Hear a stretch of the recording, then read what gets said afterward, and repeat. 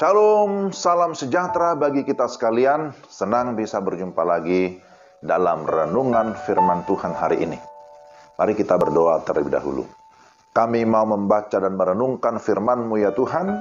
Kami memohon supaya Engkau memberikan kami damai sejahtera, sukacita, hikmat dan pengertian, supaya kami dapat mengerti firman-Mu dengan baik. Dalam nama Tuhan Yesus kami berdoa. Amin.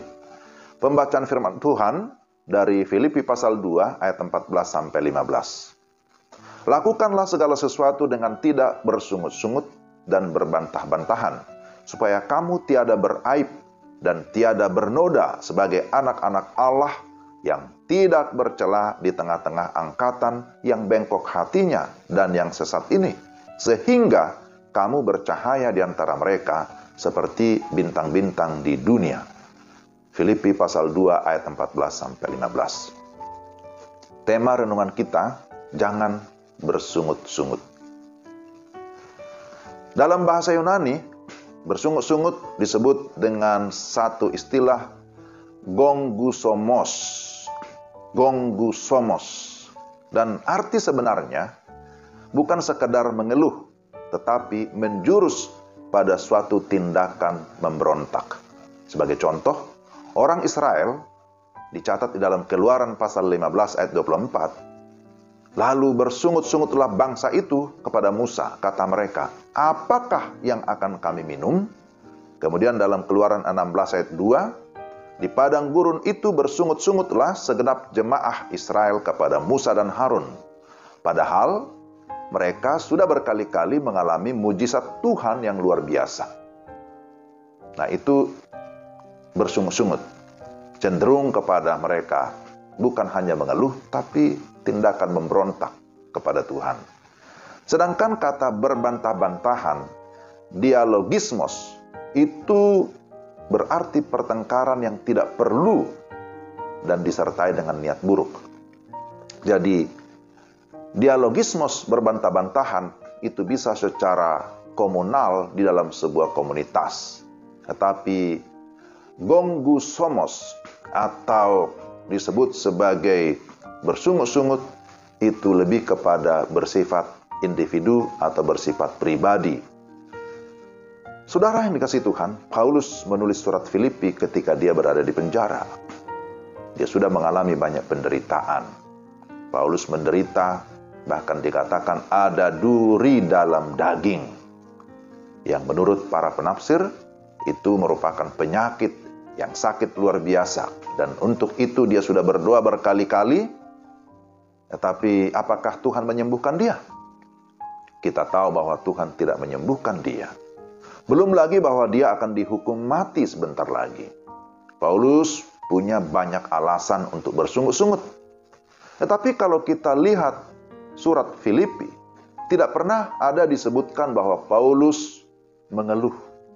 Tetapi lebih daripada itu, Paulus malah menasihatkan supaya mereka bersukacita.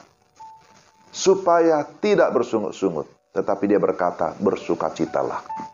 Kalau kita melihat hidup kita saat ini, ya, dan kebanyakan mungkin saja kita sering mengeluh.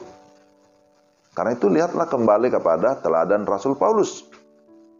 Sukacita sejati tidak tergantung dari luar, bukan bergantung pada situasi dan kondisi yang ada di luar kita, bahkan juga karena penderitaan yang kita alami. Tetapi sukacita itu muncul dari iman yang sejati.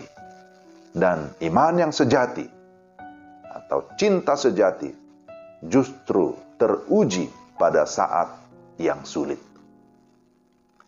Kenapa Paulus menasihatkan jangan bersungut-sungut dan berbantah-bantahan kepada jemaat Filipi? Pertama, supaya mereka tidak beraib dan tidak bernoda.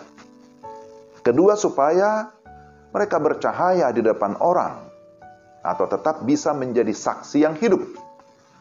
Karena akan sulit kita menjadi cahaya atau menjadi terang, menjadi saksi jikalau kehidupan kita penuh dengan keluhan, bersungut-sungut, berbantah-bantahan.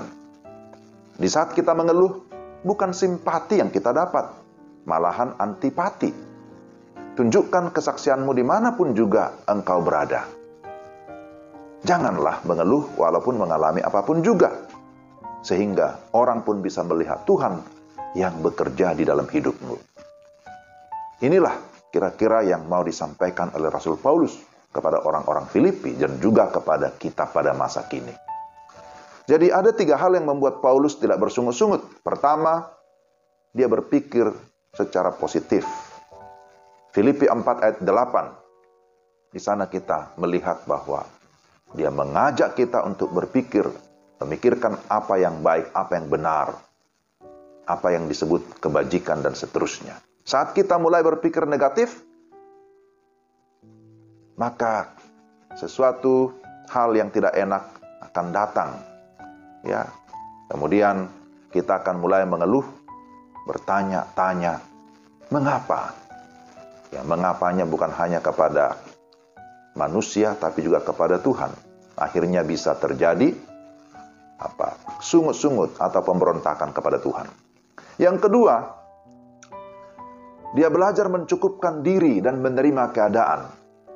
Di dalam Filipi 4 ayat 11-12. Sebagai contoh, saat kita mengeluh tentang orang tua kita, ingatlah pada anak-anak yatim piatu yang tidak pernah merasakan kasih orang tua. Saat kita mengeluh tentang anak kita, ingatlah ada orang-orang yang berharap untuk dapat anak tapi tidak mendapatkan. Saat kita mengeluh tentang rumah kita yang kecil, ingatlah ada orang-orang yang tidak mempunyai rumah dan tinggal di kolong jembatan. Saat kita mengeluh tentang pekerjaan kita, ingatlah banyak orang-orang yang masih berjuang untuk mendapatkan pekerjaan. Jadi, masih banyak contoh lain bagaimana kita diajar untuk bisa mencukupkan diri dan menerima keadaan kita, sehingga kita tidak bersungut-sungut. Dan yang terakhir, bersandar kepada Allah. Filipi 4 ayat 19. Dia sungguh-sungguh percaya kepada Allah. Allah tahu kebutuhan kita. Dan kita juga percaya Allah sanggup untuk memenuhinya. Roma 8 ayat 28 menyebutkan bahwa Allah turut bekerja. Allah turut bekerja mendatangkan kebaikan bagi orang-orang yang mengasihi Dia. Amin. Saudara yang dikasihi Tuhan, hidup kita tidak di bawah kendali takdir. Kita tidak percaya kepada takdir yang tidak jelas. Tetapi kita di bawah kendali kasih dan kuasa Allah. Karena itu percayakan hidupmu hanya kepada Allah. Mari kita perbanyak bersyukur dan jangan bersungut-sungut, jangan berbantah-bantahan. Tuhan memberkati. Mari kita berdoa. Tuhan, materaikanlah firman-Mu dalam hati kami. Mampukan kami untuk kami dapat menjadi pelaku kebenaran firman-Mu. Supaya Tuhan mendapati kami tetap hidup di dalam ucapan syukur, tetap hidup di dalam sukacita, dan senantiasa mengandalkan Tuhan. Dalam nama Yesus kami berdoa. Amin. Demikian renungan kita hari ini. Tuhan memberkati saudara sekalian. Shalom.